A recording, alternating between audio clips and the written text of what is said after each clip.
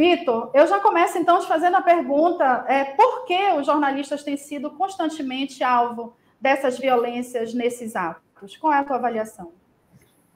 Essa não é uma pergunta fácil, né?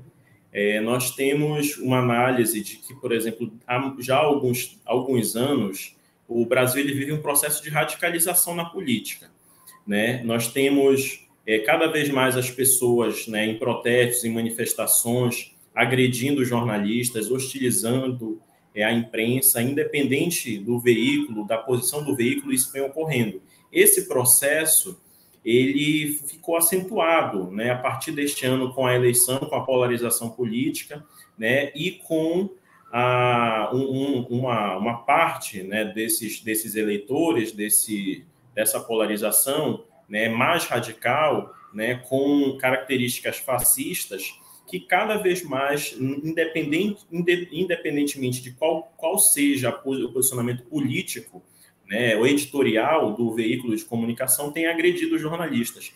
Nós entendemos que isso é uma tentativa, né, de deslegitimizar a imprensa, né, descredibilizar a imprensa.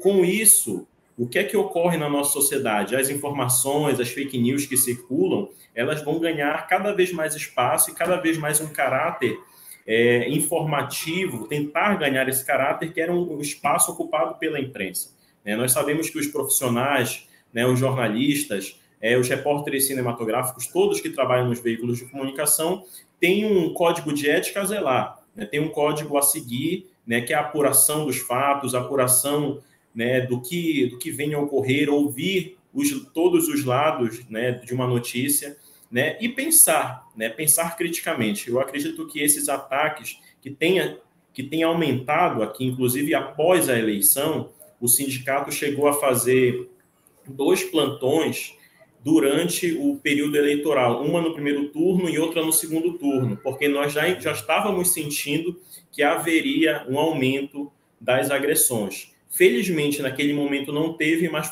foram passar as eleições com um resultado.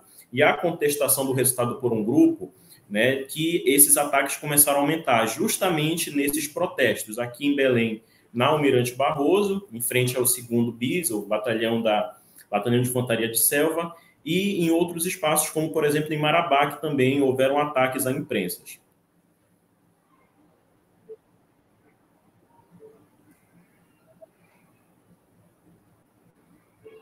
Entendo. Vitor, aí uma pergunta que eu acho que, inclusive, o doutor Vigílio pode estar ajudando a gente também na resposta, mas eu queria saber o que efetivamente a gente tem visto aí, um número grande, você comentou isso, em várias localidades no estado do Pará, colegas nossos de portais e de emissoras de TV sofrem esses atos, né? Bem recentes, essa semana, ontem, inclusive, a gente teve casos assim. O que o SINJO tem feito? E aí eu ia falar do particular também. Qual é esse amparo jurídico que o profissional pode contar com o SINJO? Pois bem, o que é que nós temos feito? O sindicato, quando nós assumimos a gestão em 2020, né, uma das nossas propostas era justamente para que o sindicato deixasse de ser somente um produtor de notas de repúdio e começasse a atuar efetivamente contra as agressões aos jornalistas. O que nós começamos a ter como comportamento e hábito a partir de 2020, de que, o primeiro, além das notas de repúdio, para que a sociedade saiba, né, quando um jornalista é agredido, nós também comecemos a acompanhar juridicamente os jornalistas. Então, o sindicato, por exemplo, que começou a se estruturar com um corpo jurídico, o doutor Vigílio aqui faz parte desse corpo jurídico, começou também a acompanhar esses casos, né? Porque a gente sabe que quando o jornalista vai até uma delegacia, um colega vai denunciar, ele enfrenta uma série de problemas, às vezes demora para ser ouvido, e com a presença de um advogado para orientar, isso também já é facilitado. Além disso, com o advogado, com a nossa assessoria jurídica, nós começamos a acompanhar a tramitação dos casos. Né? Não é só você fazer a denúncia, mas é você saber por onde o caso está tramitando, né? Saber o que a investigação está fazendo, o que o delegado está fazendo.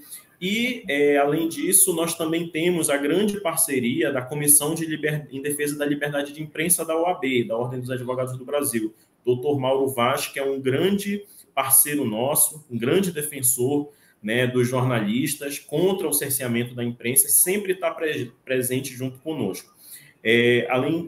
Assim, nesse ano, a partir desse mês, nós estamos conversando com as empresas.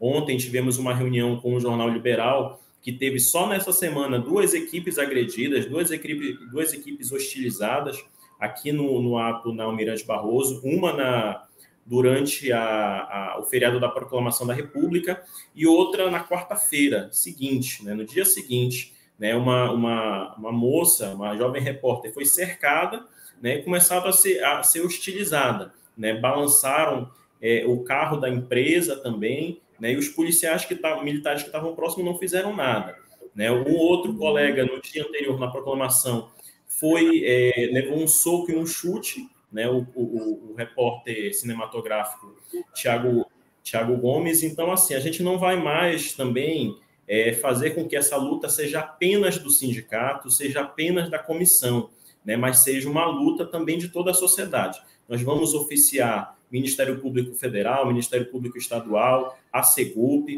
todos os órgãos, a Alepa, e tentar fazer uma audiência pública para que esses casos de agressões eles sejam discutidos e nós possamos criar um protocolo.